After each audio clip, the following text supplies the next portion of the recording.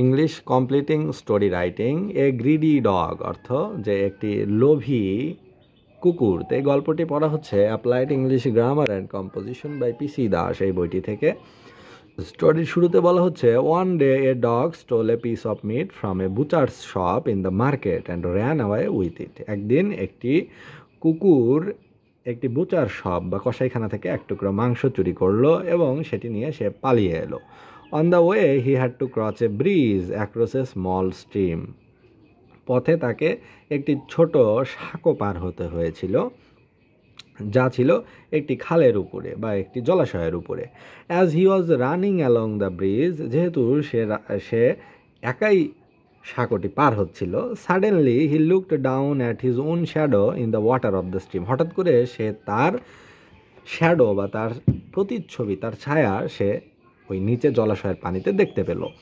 He thought it was another dog with another piece of meat in its mouth. তখন সে ভাবলো, আচ্ছা ওই পাশেও মনে হয় একটি কুকুর এক টুকরা মাংস মুখে নিয়ে দাঁড়িয়ে আছে। He was easily tempted to see that piece of meat and thought of having that piece two.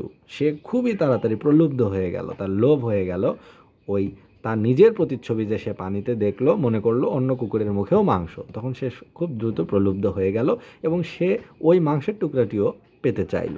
So he jumped upon his own shadow with a loud bark. তাই সে জোরে ঘেউ ঘেউ করে, শব্দ করে, চিৎকার করে সে পানিতে ঝাঁপ দিল তার নিজেরই প্রতিচ্ছবির উপরে, যেন সে ওই মাংসের টুকরাটিকে উদ্ধার করতে পারে। As soon as he opened his mouth, যেই মাত্র সে তার মুখটি ঘেউ ঘেউ করার জন্য খুলল, the piece of meat dropped from his mouth and was taken away by the current of the stream.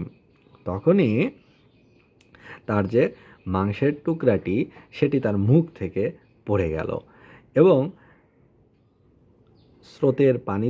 স্রোতে তার মাংসের টুকরাটি হারিয়ে গেল। Thus the greedy dog lost his own piece of meat as well as the one he wanted to snatch.